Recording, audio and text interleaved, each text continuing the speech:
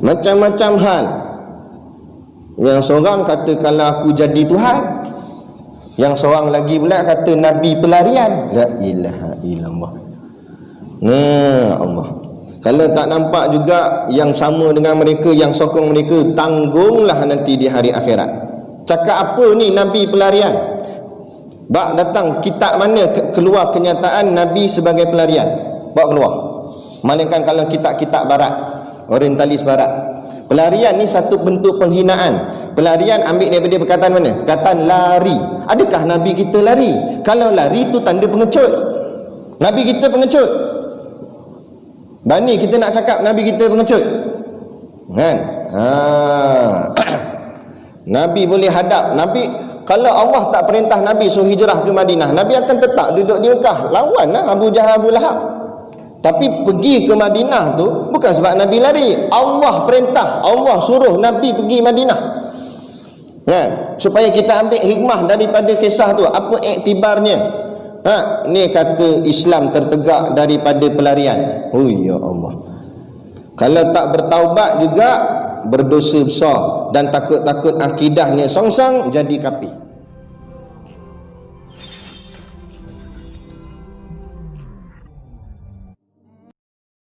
Assalamualaikum warahmatullahi wabarakatuh. Ila hadrati sayyidina wa habibina wa syafi'ina Muhammadin sallallahu alaihi wasallam, wa ila arwahi abaihi wa ikhwanihi minal anbiya'i wal mursalin, salawatullahi wa salamuhu alaihi wa alaihim ajma'in, wa ala ali kulli wa sahabati wal qarabati wa tabi'in wa tabi'i tabi'in bi ihsanin ila yaumiddin, wa ila arwahi walidina wa muallimina wa zawil huquqi alaina ajma'in, wa khususan ila hadrati Syekh Abdul Qadir Al-Mandili Al-Indonesi bisiril Fatihah. A'udzu billahi minasyaitonir rajim. Bismillahirrahmanirrahim. Alhamdulillahirabbil alamin. Ar-Rahmanir Rahim. Maliki yaumiddin. Iyyaka na'budu wa iyyaka nasta'in. Ihdinas siratal mustaqim, siratal ladzina an'amta 'alaihim ghairil maghdubi 'alaihim waladdallin.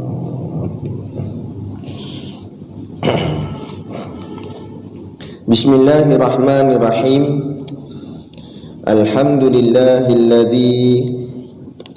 Alhamdulillahilladzi hadana li hadza wa ma kunna linahtadiya law an hadanallah.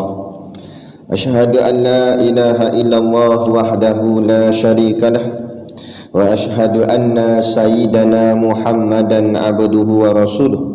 Allahumma salli wa sallim wa barik ala sayyidina Muhammad wa ala alihi wa ashabihi wa tabi'ina lahum bi ihsanin ila yaumiddin. Subhanaka la ilma lana illa ma 'allamtana innaka antal alimul hakim. Rabbi shrah li sadri wa yassir li amri wahlul 'uqdatam min lisani yafqahu qawli. Wala haula wala quwwata illa billahil aliyil azim. Amma ba'd. Alhamdulillah, kita sama-sama panjatkan syukur kehadirat Subhanahu wa taala yang dengan limpah dan kurnianya diizin oleh Allah Subhanahu wa taala kepada kita pada malam ini untuk kita menyambung lagi kitab pengajian kita, iaitu Penawar Bagi Hati, yang telah lama kita tangguhkan kerana masalah wabak PKP. Dan alhamdulillah hari ini kita dapat sambung semula. Moga-moga dengan sambungan kita ini Allah berikan kepada kita sepenuh hidayahnya dan diberikan kepada kita taufik, kekuatan untuk melaksanakannya, dan seterusnya Allah memberikan ganjaran dan balasan syurga nanti di hari akhirat kelak, insya-Allah. Amin ya rabbal alamin.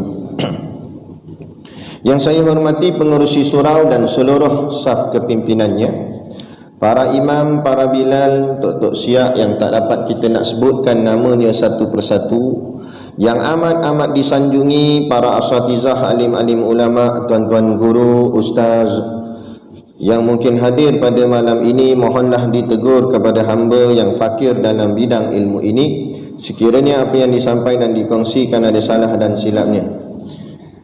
Dan seterusnya kepada ayah-ayah yang dihormati lagi dikasihi oleh Allah Subhanahu wa taala.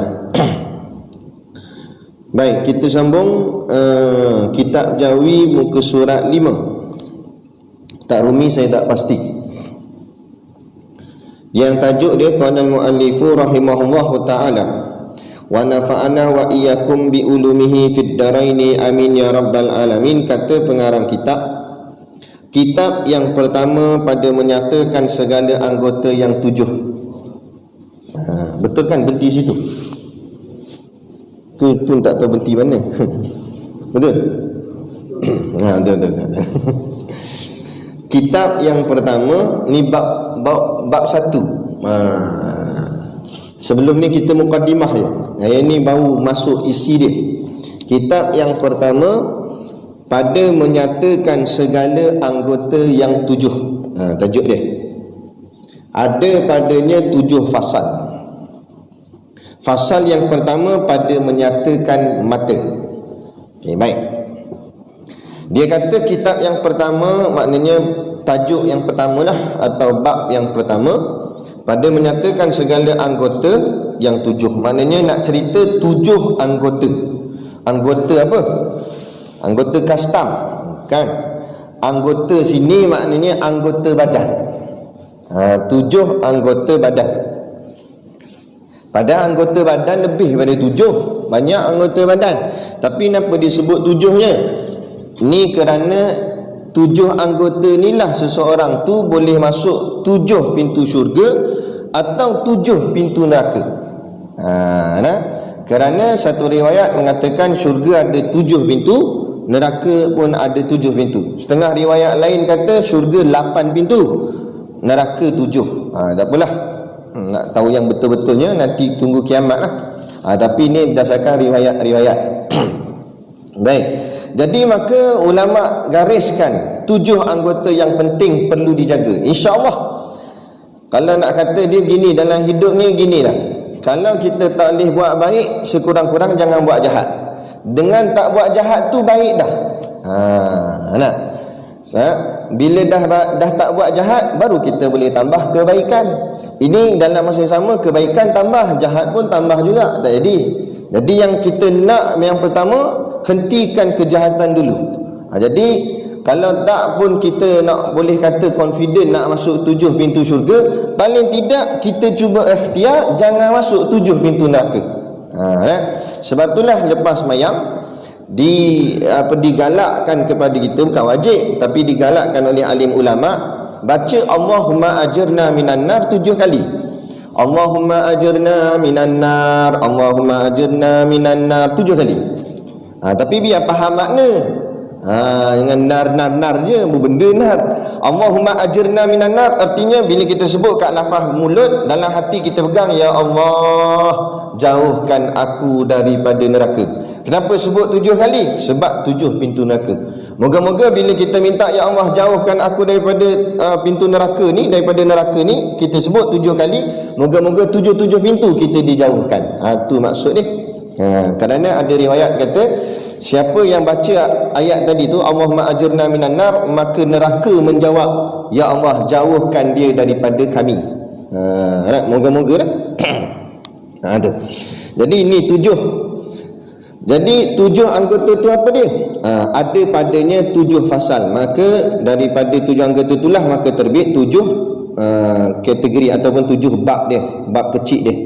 Iaitu yang pertama, fasal yang pertama pada menyatakan mata. Jadi anggota yang pertama kita nak kena jaga sangat mata. Jangan salah baca, pergi baca mati. Kita Jawi mim alif ta, dia baca mati. Kan hati, mata. Ketahui olehmu bahawasanya mata engkau itu menjadikan dia oleh Allah Ta'ala. Okey. Tama-tama sekali kita nak kena pegang apa dia? Bahawa mata kita ni bukan kita punya. Tu nak kena faham tu dulu. Kerana mata kita dijadikan oleh Allah. Bila dijadikan oleh Allah, milik siapa? Milik Allah. Pegang yang tu dulu. Yang ni tak ada pada yang bukan Islam. Kafir dia pegang mata dia. Kita bukan kafir, kita Islam. Bila kita Islam, kita pegang mata bukan kita punya, mata Allah punya. Dan bila Allah bagi kita melihat, tu pinjaman daripada Allah. Dan bila kita tak nampak dah Rabbun, itu hak Allah, Allah ambil balik dah. Ya. Nah, macam mana bukan hak kita. Tak? Cuma kita boleh ikhtiar merawat, pergi cari ubat ke apa dan sebagainya. Tapi jangan mengeluh. Dengan apa ni tak boleh melihat pula ni. Bukan hak kita kan, hak Allah. Tak? Dia jadi kena faham. Jadi itu adalah milik Allah. Bila milik Allah, bukan milik kita, tak boleh buat suka hati. Itu dulu yang pertama nak kena faham. Tak boleh buat suka hati.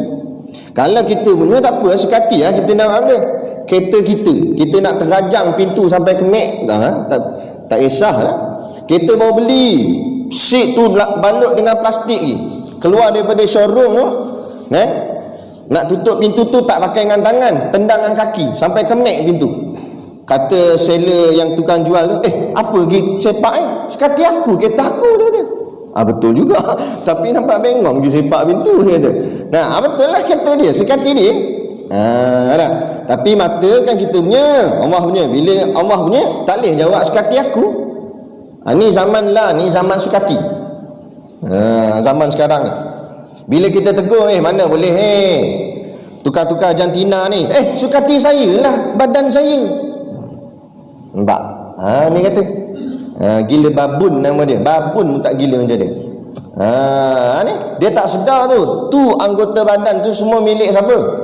Allah punya, bukan dia punya. Ni sebab bila jauh daripada agama, itulah jadi akibat dia. Itu jadi akibat dia. Kan? Sebab tu tuan-tuan ayah yang dirahmati Allah sekalian, sebab tu kita nak sangat pemerintahan di bawah Islam. Ini bukan cerita politik. Nak biar kita faham.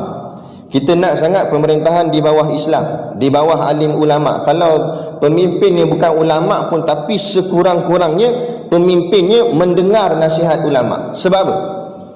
Sebab kalau yang naik itu adalah orang sekularisme, liberalisme, orang yang tidak meletakkan Quran dan hadis di atas sekali, maka dia letakkan ideologi mana? Dia ada dua je ideologi di atas muka bumi. Ideologi Islam, ideologi kafir. Kafir tu pecah banyak lah, macam-macam lah jenis ideologi. Ideologi komunis lah, apalah bagai. Bila bukan ideologi Islam, ideologi kafir. Bila ideologi kafir, dia peduli tak pasal benda-benda ni semua? Tak peduli dia. Dia buat tak kisah ikut dia, asal menguntungkan dunia dia. Jadi Islam bukan begitu kan? Akhirnya yang ni yang mereka bawa ni daripada barat. Apa dia? Hak asasi manusia, hak kebebasan bersuara. Bila yang ni diagung-agungkan, maka tak adalah manusia lagi akan ikut syariat Allah, tak akan ikut undang-undang Islam, ikut sukati. Esok tak percaya, tengoklah. Kalau benda ni kita tak dapat bendung, khususnya dalam negara kita akan lihat orang berbogel pun tak boleh buat apa. Kan? Bila kita tegur ni apa ni? Sukati kami, ini hak kami. Hak kami sebagai manusia. Sukati kami nak bogel ke nak spender saja ke? Jabatan agama pun tak boleh buat apa. Dan jabatan agama buat mana? Duduk dalam jabat je lah, main game komputer tu. Main game ular tu, makan. Tak boleh buat apa. Nak pergi tangkap tak boleh. Kan? Nak cegah maksiat, mana boleh cegah maksiat? Sukati kami lah. Ni bukan zina, ini rela, suka sama suka. Bis, nampak? Sebab tu benda ni penting. Ni bukan soal warna, bendera warna apa, logo apa, bukan. Tapi soalnya siapa di atas kita yang akan memayungi kita. Kan? Payung Islam yang kita nak. Kalau payung tu bocor, baik tak payah pakai payung, basah agak badan kita. Macam tu lah. Kita nak pastikan payung tu betul-betul kukuh supaya kita berteduh di bawahnya selamat. Kan? Itu cerita dia. Baik, jadi yang pertama sekali kita nak kena faham, mata ni ataupun semua anggota kita ni adalah Allah yang punya, kerana Allah yang menjadikan dia. Bagi engkau, dan Allah jadikan tu untuk siapa? Bagi engkau. Engkau tu kita semualah. Bagi kita. Bukan bagi untuk orang lain, bagi kita. Bila sebut bagi kita ni, syukurlah sebab Allah bagi kat kita. Ada Allah tak bagi kat, ada makhluk Allah tak bagi. Dinding mana ada mata. Lu bayang kalau kita jadi dinding macam duduk nyongok situ. Tapi congok-congok situ pun dinding masjid, dinding surau boleh tahan kira. Datang kat surau masjid. Nah, yang ni ada mata pala tak datang surau masjid, lebih teruk pada dinding ni. Kan? Ada. Jadi ni bila nampak Allah bagi kat kita itu satu kurniaan. Kerana dia kata elat tu maksudnya sebab. Kerana beberapa faedah Allah bagi kita mata, kerana di sana ada elat untuk kita, bukan elat untuk Allah. Allah tak memerlukan sebab, tapi yang memerlukan sebab kita makhluk. Jadi Allah bagi kita mata tu bukan untuk Allah, untuk kita balik. Allah tak kisah pun kita ada mata tak ada mata, Allah tak peduli tak, tapi untuk Allah kesian kat kita, Allah bagi kita mata. Apa faedahnya? Faedah ni maknanya hasil samarah. Apa hasil kita ada mata? Yang bangsa akhirat dan bangsa dunia. Maka Allah bagi mata tu, tujuan dia, hasilnya untuk kita guna mata tu dua tujuan. Satu untuk akhirat, satu untuk dunia. Sebab tu juga ulama kata antara hikmah Allah jadikan mata kita dua, kerana nak suruh dia punya kiasnya tu atau simbolik dia, nak memahamkan pada mata kita ni tengok dunia pun tengok, akhirat pun tengok, bukan tengok satu je. Sebab tu mata Dajjal satu. Sebab mata Dajjal dia tengok dunia je, dia tak tengok akhirat. Jadi orang yang memandang dunia saja tanpa melihat akhirat, Dajjal, adik-beradik, sepupu sepapat. Jangan tengok dunia ni sampai tak peduli surau masjid. Jabat 5 kilo boleh sampai, jam lah sampai jabat. Nah, rumah Allah masjid surau bukan 5 kilo, 5 langkah tak sampai. Tu mana kata nampak dunia tak nampak akhirat. Tu ada. Jadi ni ya, jadi tujuan mata tadi untuk faedah dia bahagian akhirat dan bahagian dunia. Maka setengah daripada segala faedahnya. Jadi ini beberapa, nak senarai terlampau banyak, sebab segala kurniaan Allah ni terlampau banyak, sehingga ke hari ini pun mungkin ada lagi yang kita tak tahu. Setiap apa yang Allah jadikan semuanya ada hikmah dan kelebihan-kelebihan masing-masing. Kata guru kami, Tok Guru Siddiq Noh, dia kata macam lalang. Mungkin sekarang ni kajian sains belum jumpa faedah lalang ni. Mana tahu sok kaji lalang penawar kepada COVID-19. Mana tahu? Tengok orang ternak ni tanam lalang semua. Mana tahu contoh. Sebab apa yang Allah jadikan tak pernah sia-sia. Semuanya ada, kan? Apa pun Allah buat. Ada. Jadi kalau nak senarai semua kelebihan-kelebihan tu terlampau banyak, maka Syekh kata setengah daripada segala faedahnya. Maka beberapa faedah yang kita boleh ambil daripada mata ni apa dia? Yang bangsa akhirat. Dia cerita bab akhirat dulu, yakni memandang kepada langit. Tengok langit. Kenapa tengok langit dikira kepada akhirat? Supaya bukan tengok langit tu mendung ke cerah. Ni tengok langit, mendung nak hujan ni, tak pergi surau lah, hujan lagi. Bukan tengok mendung cerah dah. Tengok langit macam mana Allah jadikan langit. Besar duduk kat atas tanpa tiang.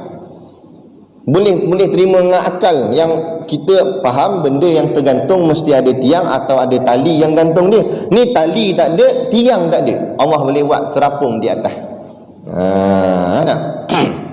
Langit. So tengok langit. Ni tengok amoy apa? Dan matahari. Tengok matahari. Tengok matahari naik turun. Manusia punya kerja kadang-kadang ada kat silap, betul tak? Kan, kerja operator mesin kilang ke apa, kadang ada tersalah tekan punat, hancur produk.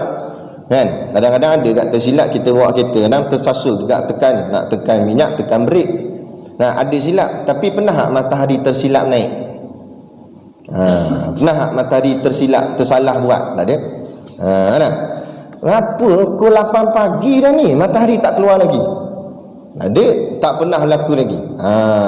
Melainkan kalau berlaku juga sok, kiamat lah tu. Matahari terbit belah barat. Kan? Ada. Jadi dia begitu. Jadi tengok matahari, penciptaan Allah, dia naik dengan sendirinya tepat pada waktunya, tanpa ada tali yang gerakkan sampai masa dia terbenam. Dan bulan, tengok bulan. Tengok bulan banyak sikit. Tengok roket apa. Tengok bulan. Nah, ni kitab suruh tengok bulan, bukan saya suruh. Nah, Syekh kata tengok matahari dan bulan. Tengok penciptaan Allah dan bintang keliling bulan tu, sampai kan orang boleh mencerap bintang. Kaji boleh tahu mana utara, mana selatan, mana timur, mana barat. Boleh tengok pula arah kiblat. Yang ni memang sahih dah, arah kiblat ni betul. Sebab saya tengok beberapa masjid dan surau sekitar kawasan kita ni lah, ada yang banyak diperbetulkan. Sebab mungkin dulu-dulu ada tersilap dan sebagainya ke. Tak ada masalah, kita cek je lah. Takut ada silap.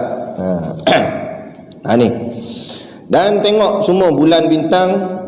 Dia nak tengok kat bintang, dia ada 3 bintang straight. 1, 2, 3, dia straight. Lepas tu ada satu lagi 2 belah sini. Bintang tu lah yang menunjukkan arah kiblat. Kalau kita di Malaysia ni, tu menjadi panduan tu kalau belah malam. Dan lainnya, dan macam-macam lagi lah. Banyak nak cerita, nak tengok. Mana kata tengok alam ni semua ingat pada Allah. Nama dalam bahasa tasawuf dia syuhudul kasrah fil wahdah, nama dia. Apa maksudnya? Syuhud tu pandang, kasrah banyak, fi dalam, wahdah satu. Tengok yang banyak, ingat yang satu. Tu maknanya ni. Dia ada 2 makam. Kita manusia ni dalam beribadat kepada Allah, orang yang salik mendekatkan diri pada Allah ni, dia ada dua kedudukan dia, 2 makam. Satu dipanggil makam ahlul mujahadah, satu lagi dipanggil ahlul inayah. Satu mujahadah ataupun ahlul ibadah, 2 sama lah tu. Ahlul ibadah pun dia, ahlul mujahadah pun dia. Satu lagi makam namanya ahlul inayah. Nak kenal ahlul mujahadah dengan ahlul ibadah ni, orang yang terpaksa melawan-lawan hawa nafsunya dengan hasutan iblis untuk melaksanakan kebaikan ataupun amal ibadat. Hati tak nak gak pergi surau, tapi panjat gak atas motor, masuk gak gear 1 pergi surau. Hati ni kalau malas mengaji, tapi lekat gak duduk kan. Sebab ustaz dah naik awal dah, dia tak boleh nak bangun, dia duduk je lah. Contoh. Jadi hati dia tu payah nak kepada amal ibadat ni, tapi dipaksa-paksa gak buat. Itu dipanggil ahlul ibadah atau ahlul mujahadah. Kebanyakan kita lah, termasuk diri saya. Adapun kalau orang tu Allah kasih pada dia, Allah kesian tengok lama sangat duduk dalam ahlul mujahadah ni, bersusah payah set jam sampai nak bangkit tahajud pukul 3-4 pagi sampai ngantuk-ngantuk, salah buka pintu. Ingatkan pintu bilik punya pintu almari dia buka kan. Maknanya mujahadah sungguhlah dia nak berjuang, nak buat amal. Maka Allah naikkan dia makam ahlul inayah. Ahlul inayah, nak tahu contoh macam ahlul inayah ni, dia buat ibadat sudah jadi tak payah. Tak payah dah. Bukan tak payah maksud tak buat, tapi maknanya tak ada susah dah. Tak ada set jam, tepat pukul 3 bangun. Ada orang macam tu, tak ada set jam apa, 3 tepat bangun. Bangun pula bukan macam kita ngantuk-ngantuk itu tak. Bangun steady, Allahu Akbar. Ada jenis orang macam tu. Ni maka ahlul inayah, tapi tak ramai, beberapa je lah Allah buat. Sebab dia barang mahal. Macam dunia agaklah, jutawan tak ramai, ada kat 3-4 orang rumah besar, yang lain rumah biasa je. Macam tu Allah buat. Dunia macam tu, akhirat lebih kurang itu juga. Tak ramai yang betul-betul hebat ibadat dia. Kan? Tu. Jadi ini makam ahlul ibadah, makam ahlul inayah.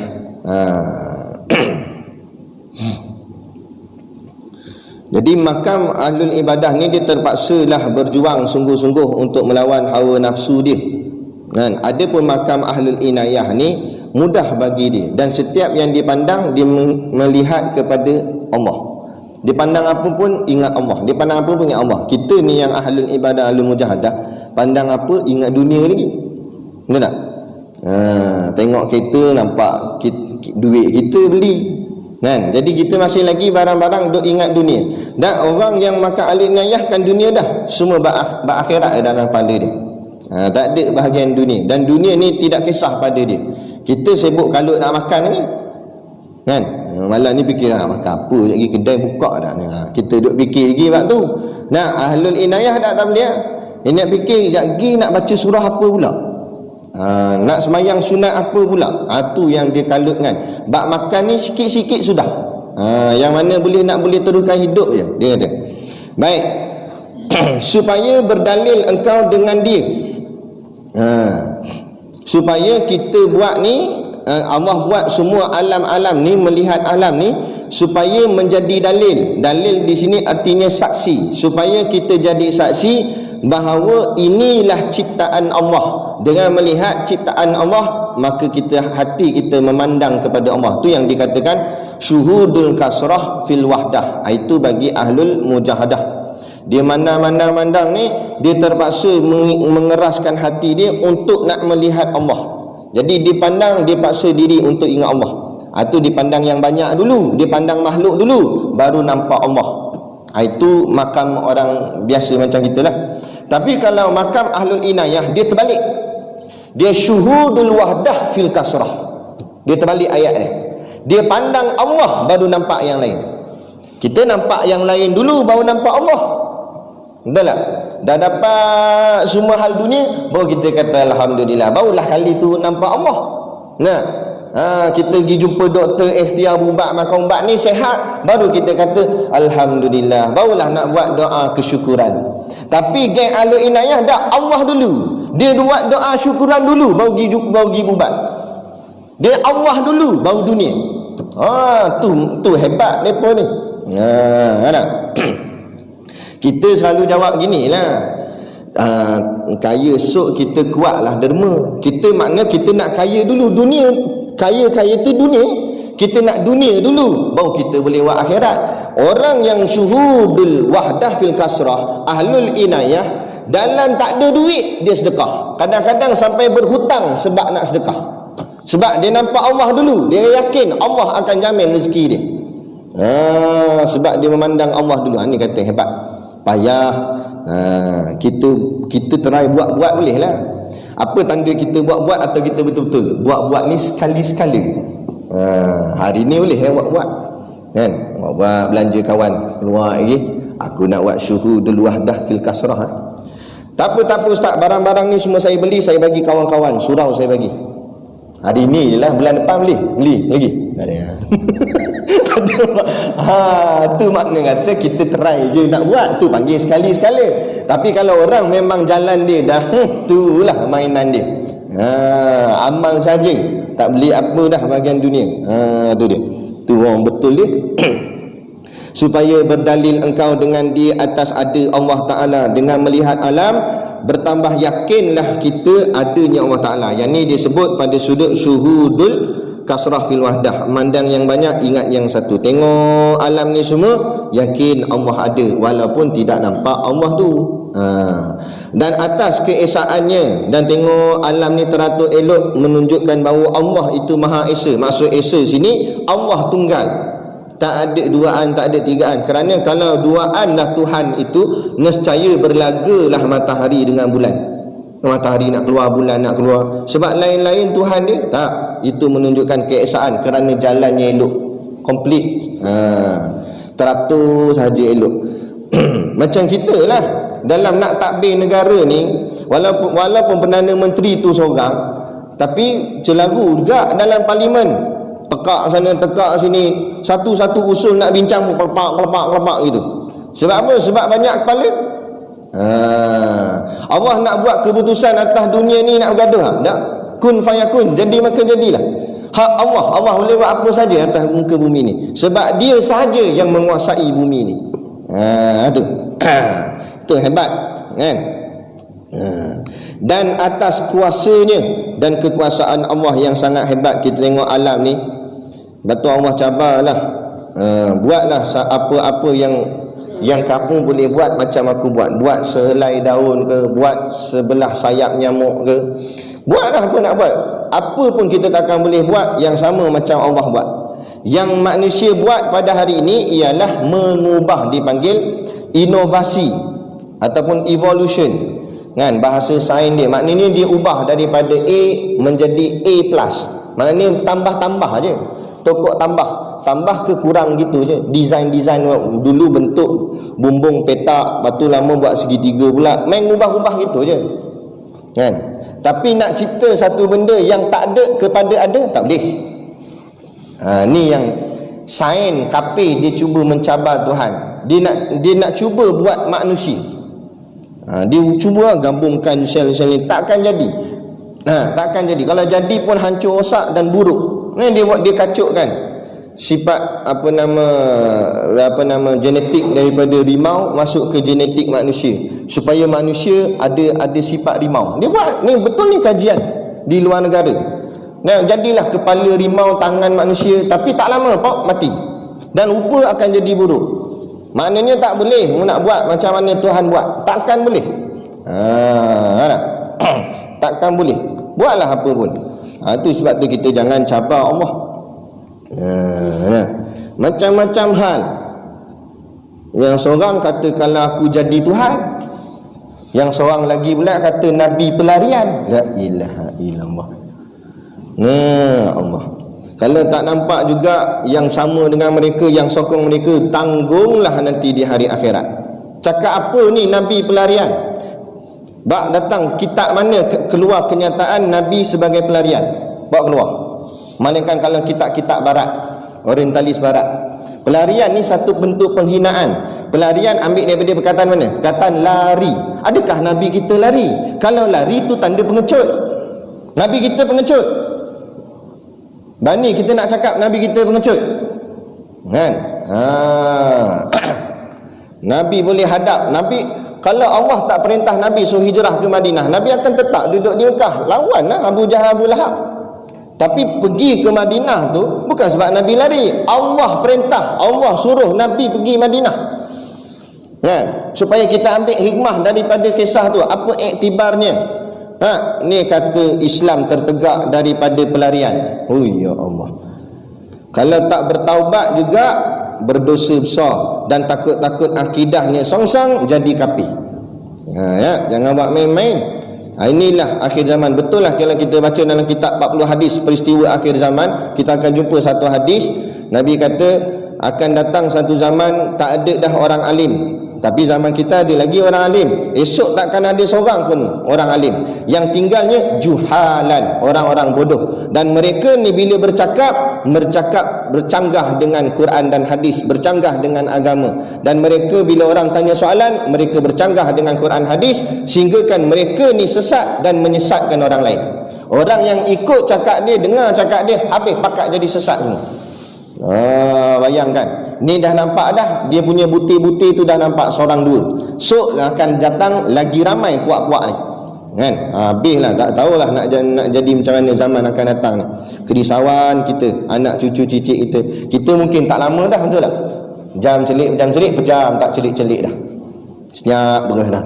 Masuk dalam tanah. Tak apalah, mungkin kita, bahagian kita mungkin selamat dah anak cucu kita. Yang baru duduk terketang-kanting 2 tahun 3 tahun sekarang ni, tu zaman dia esok apa nak jadi kalau daripada sekarang kita tak didik dengan didikan agama. Adik ni bukan budak tak reti baca Quran, bapak budak tak reti baca Quran, dia nak jadi apa?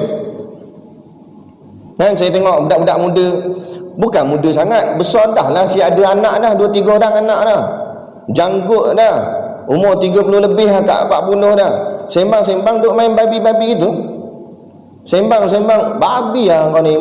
Sembang keluar perkataan mencarut bagai apa semua. Nah, kita fikir kalau dia cakap gitu, dia nak tak anak dia cakap gitu? Kami jaga sekolah, budak-budak, biasalah budak dia gaduh sama-sama dia. Lepas tu dia keluar kata-kata kesal, bodoh, babi ni. Kita pun tangkap dia, apa cakap macam ni? Dia kata ayah saya cakap tak apa. Pening paling kita nak jawab macam ni. Takkan nak panggil bapak dia rotan bapak dia. Dia lepas tu hantar anak budak tahfiz, bapak sendiri tak tahfiz, kan? Suatu kalau kita nak anak kita hafal Quran, bapak dulu hafal Quran supaya menjadi contoh. Kalau kita nak anak kita cakap elok, kita dulu cakap elok. Kita pun tak betul tahu mana, tiba-tiba nak anak bagi elok. Macam mana nak bagi elok, kan? Steering kalau sengit, lepas tu nak tayar tegak, macam mana? Itu. Itu.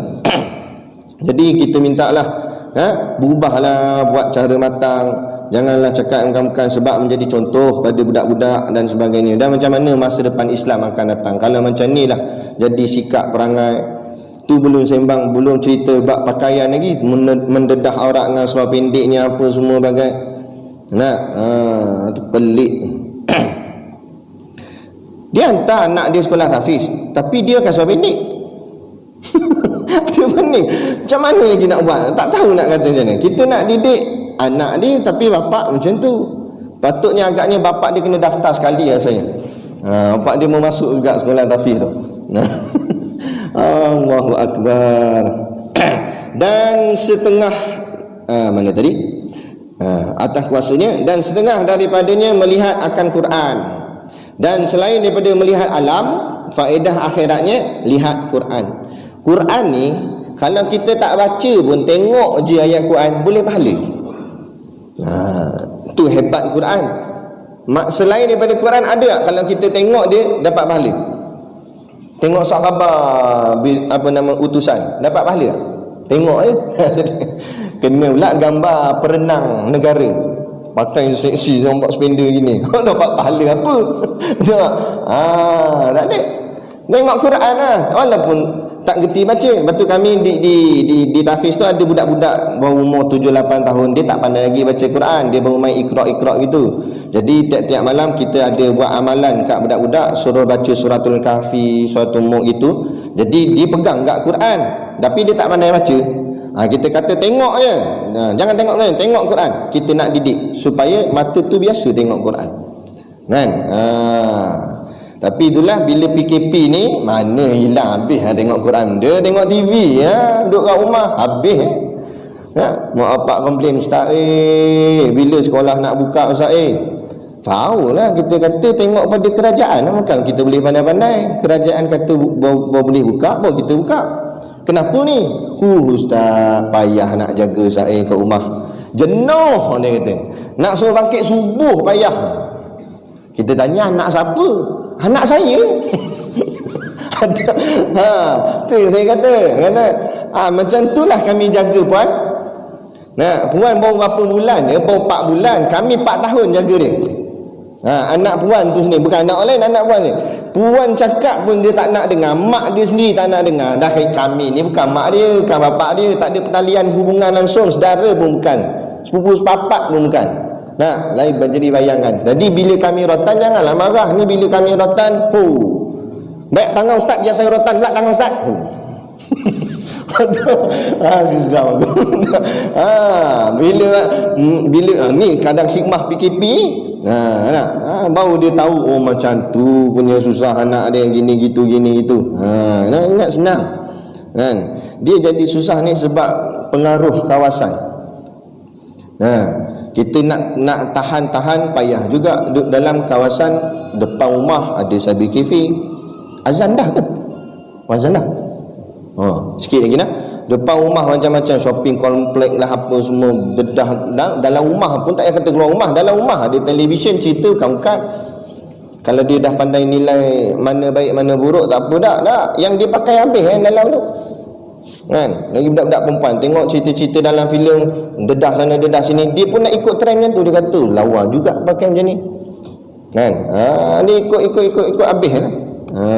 Habis nak jaga macam mana ni mata ni. Sebab tu dia suruh jaga mata. Dengan dia atas Allah Ta'ala dan atas mana tadi? Melihat akan Quran. Bukan sahaja Quran je dapat pahala, tengok ulama pun boleh pahala. Tengok je muka tok guru, muka ulama, tengok boleh pahala. Dah tengok muka artis tak dapat pahala. Kan? Dan melihat akan jalan kepada masjid. Tengok jalan pergi masjid pun boleh pahala, walaupun tak pergi lagi.